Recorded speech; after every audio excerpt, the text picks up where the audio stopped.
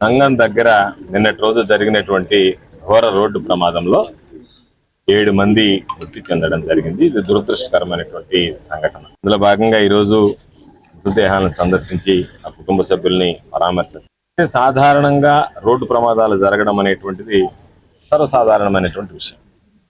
ఇది అందుకు భిన్నంగా ఇసుక అక్రమ లోడుతో అధిక లోడుతో వస్తూ రాంగ్ రూట్లో వచ్చి కారుని ఢీకొన్నటువంటి ప్రమాదంలో 4 మగవాళ్ళు 3 మహిళలు మొత్తం 7 మంది ప్రాణాలు కోల్పోవడం జరిగింది.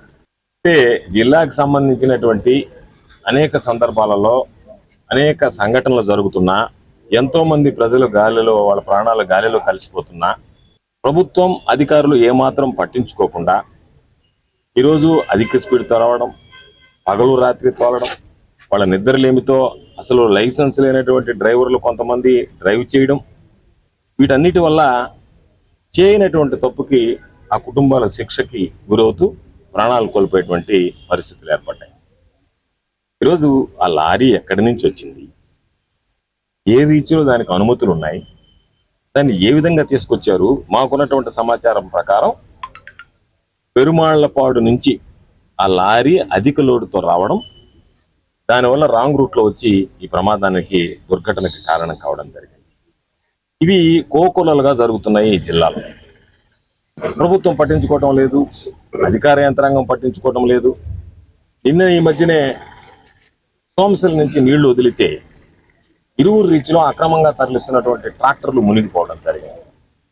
ఒక పక్క ప్రజల ప్రాణాలు కోల్పోతుంటే ఎవరు ఎన్ని విధాలు మాట్లాడినా పర్వాలేదు, మాకు అక్రమ దోపిడీ ఇసుక ఆధారంగానే బ్రతుకుతామనేటువంటి ఆలోచన చేస్తుంటే దానివల్ల ఈరోజు పాపం ఆ కుటుంబాల గోడు వర్ణనాతీతం, చెప్పుకోలేనటువంటి పరిస్థితి. కాబట్టి మేము ప్రభుత్వాన్ని 2 విషయాల మీద డిమాండ్ చేస్తున్నాం. ఒకటి, వెంటనే కొత్తగా ఎస్పీ గారు వచ్చారు.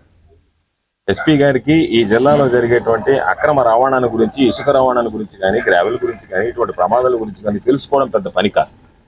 కాబట్టి ఎవరైతే వీటికి బాధ్యత వహిస్తున్నారో, ఎక్కడైతే ఇటువంటి అక్రమ మైనింగ్ జరుగుతుందో, ఎవరైతే ఇటువంటి అక్రమ ఇసుక వ్యాపారాలతో ప్రాణాలు తోడేస్తున్నారో వెంటనే వాళ్ళ మీద చర్యలు తీసుకోవాల్సినటువంటి అవసరం ఉంది. ఈరోజు చూస్తే రేట్ ఏమో ఉచితం అని చెప్పి అధికంగా వసూలు చేయడం, రాత్రులు ఒక రేటు పెట్టి వసూలు చేయడం, అనధికారికంగా ఇసుకను తరలించడం, ప్రభుత్వానికి రావాల్సినటువంటి ఆదాయాలకి గండి కొట్టడం, ఇవన్నీ ఒక ఎత్తు అయితే ప్రజలకు సంబంధించినటువంటి ప్రాణాలను హరించి వేయడం అనేటువంటిది దురదృష్టకరమైనటువంటి, దౌర్భాగ్యం అనేటువంటి సంఘటన. కాబట్టి ఖచ్చితంగా మేము ఈ ప్రభుత్వాన్ని డిమాండ్ చేసేది, వెంటనే మీరు దీని మీద విచారణ చేయండి, దోషులైనటువంటి వాళ్ళ మీద చర్యలు తీసుకోండి. దానికి సంబంధించినటువంటి ఓనర్ ఎవరైతే రవీందర్ రెడ్డి ఉన్నారో, తెలుగుదేశం పార్టీకి సంబంధించినటువంటి వ్యక్తి, అదేవిధంగా దానికి సంబంధించినటువంటి ట్రాన్స్పోర్టర్ బుజ్జయ్య నాయుడు ఎవరైతే ఉన్నారో, తెలుగుదేశం పార్టీకి సంబంధించినటువంటి వ్యక్తి. మాకున్నటువంటి సమాచారం ప్రకారం కేవలం డ్రైవర్ని మాత్రమే మీరు అదుపులోకి తీసుకుని రిమాండ్ చేస్తున్నాం, మిగతా వాళ్ళు ఎవరిని మీద చర్యలు తీసుకోవడం లేదని అనిపిస్తుంది. దయచేసి ఎస్పీ గారిని, కొత్తగా బాధ్యతలు చేపట్టినటువంటి ఎస్పీ గారిని రాగద్వేషాలకు అతీతంగా, పక్షపాత వైఖరి లేకుండా పారదర్శకంగా పూర్తి స్థాయిలో విచారణ జరిపించి ఎవరైతే దీనికి బాధ్యులు ఉన్నారో వాళ్ళందరి మీద కఠినమైనటువంటి చర్యలు తీసుకోవాల్సిందిగా కోరుతున్నాం. ప్రభుత్వాన్ని, ఆ కుటుంబాన్ని ఆదుకోవడానికి, చిన్న బిడ్డలు పాపం కొన్ని సంఘటనలో అయితే తండ్రి కోల్పోయినటువంటి బిడ్డలు, తల్లి లేనటువంటి బిడ్డలు, తండ్రి తల్లి ఇద్దరిని కోల్పోయినటువంటి సంఘటన హృదయాలను కలిచివేసేటువంటి పరిస్థితి. కాబట్టి ఆ కుటుంబాలను ఆదుకోవడానికి వెంటనే 25 లక్షల చొప్పున ఒక్కొక్క వ్యక్తికి ఎక్స్గ్రేషియా ఇవ్వాలని చెప్పి వైఎస్ఆర్ కాంగ్రెస్ పార్టీ పక్షాన్ని డిమాండ్ చేస్తున్నాం.